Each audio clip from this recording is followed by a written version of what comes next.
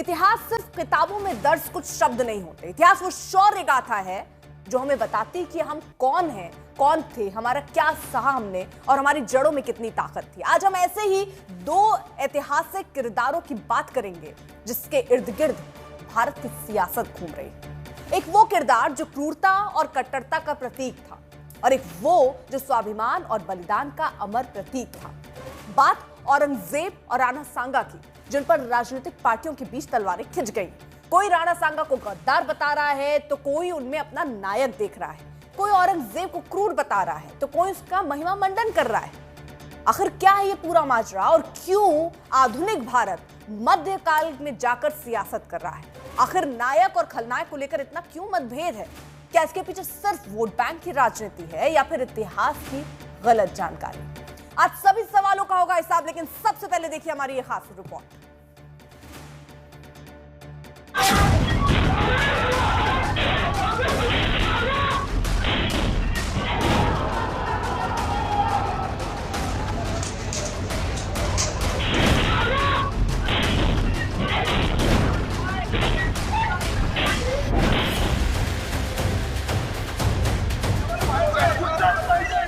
21वीं सदी के भारत में मध्यकाल की सियासत हो रही है।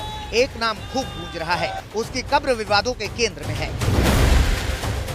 बात औरंगजेब की, जिसे कुछ लोग अपनी यादों में जिंदा रखना चाहते हैं तो कुछ उसकी कट्टरता पर चोट कर रहे हैं।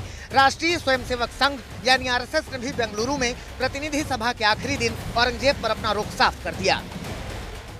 भारत में क्या हो गया है, औरंगजेब के भाई दारा शिकोह को आइकॉन नहीं बनाया। जिन लोगों ने गंगा जमुनी संस्कृति वगैरह कहते हैं, उन्होंने कभी दारा शिकोह को सामने लाने का प्रयत्न किया नहीं। तो इसलिए मुद्दा यह है, भारत में क्या भारत के यहाँ के इथोस के विरुद्ध चले हुए व्यक्ति को उनके नाम से आइकॉन बनाकर चलना है, या भारत के यहाँ के मिट्टी, यहाँ के संस्कृति, यहाँ की परंपरा के साथ जो लोग रहे हैं उनको आइकॉन बनाना है, यह मुद्दा है। भारत की जमीन ने कई शासकों को देखा, लेकिन कुछ नाम ऐसे रहे जिन्होंने अपने साये से भी अंधेरा फैला दिया। संघ का साफ मानना है कि औरंगजेब भी उन्हीं में से एक था जो मध्यकाल के हिंदुस्तान में आतंक और धार्मिक कट्टरता की पहचान बन गया।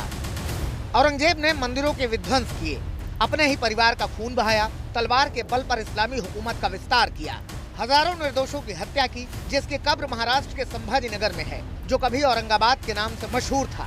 अब उसी पर बयानों की जंग छिड़ी हुई है। हमें ऐसा लगता है कि आने वाले दिनों में उबाठा के नए आराध्य देवता औरंगजेब होंगे। मातोश्री में बाला साहब जी का फोटो है, छत्रपति शिवाजी महाराज का फोटो है, बगल में बहुत जल्दी औरंगजेब का फोटो भी लगाने जा रहे हैं उद्धव ठाकरे जी।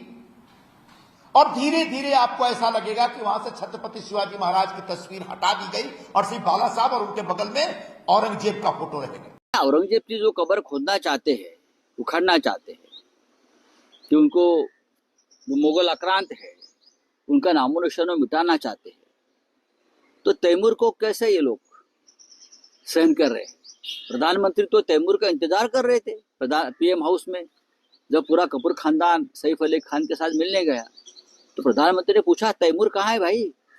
क्या तैमूर को आप दूध पिलाने वाले थे? हमने तो तैमूर के बारे में कुछ नहीं कहा, आपके पार्टी के लोगों ने विरोध किया था। औरंगजेब ने 1658 से लेकर 1707 तक अपने शासनकाल में मुगल साम्राज्य का विस्तार किया। अभी इसके एक एक चैप्टर पर सियासी चर्चाओं का बाजार गर्म ही था कि समाजवादी पार्टी के एक सांसद ने औरंगजेब के शासन से करीब 140 साल पहले जाकर इतिहास के पन्ने पलट डाले। मेवाड़ के सम्राट राणा सांगा पर आपत्तिजनक टिप्पणी कर डाली। राणा सांगा ने मेवाड़ में 1509 से 1528 तक शासन किया था। समाजवादी पार्टी के सांसद रामजीलाल सुमन ने राणा सांगा पर जो कहा, उस पर उनके सबसे बड़े नेता ने मुहर लगा दी। बीजेपी के लोग किस बात पे बहस कर रहे हैं? उनके बड़े बड़े नेता जिन्होंने संविधान की शपथ ली, वो किस बात की बहस छेड़ना चाहते हैं? औरंगजेब की बहस छेड़ना चाहते हैं। तो अगर रामजीलाल सुमन जी ने भी इतिहास का कोई पन्ना पलट दिया, जिस पन्ने में अगर इस तरह की भाव लिखा होगा, 200 साल पहले, 100 साल पहले हम लोगों ने तो इतिहास लिखा नहीं। इतिहास किसने लिखा है? इसलिए भारतीय जनता पार्टी से पूरे उत्तर प्रदेश की हमारी समाजवादी पार्टी की तरफ से निवेदन है कि इतिहास के पन्ने ना पलटें।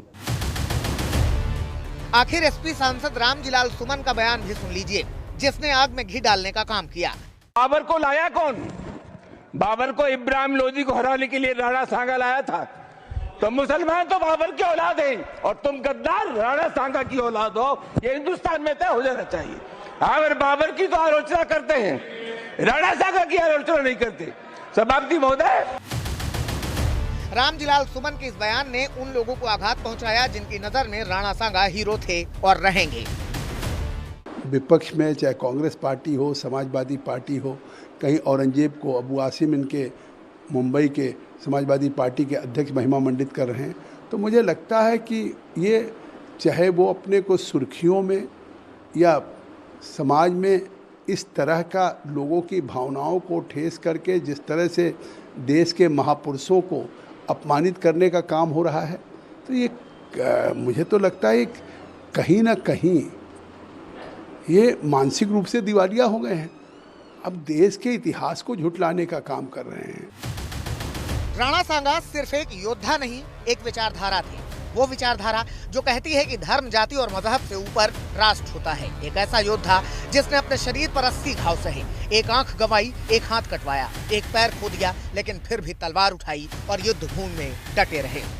मैं इस बात पे आपत्ति करता हूं, कुछ लोग औरंगजेब को हीरो बना रहे हैं। हमें उनसे आपत्ति है और ऐसे सभी लोगों को चिन्हित किया जाना चाहिए जो औरंगजेब को हीरो मान रहे हैं। औरंगजेब देश का शत्रु रहा है, वो आक्रमणकारी रहा है, उसने निर्दोषों के खून बहाए हैं। जब बाबर अपने तोपखाने और विशाल सेना के साथ भारत की धरती पर चढ़ आया तो केवल एक ही योद्धा उसके सामने खड़ा था और वो थे राणा सांगा।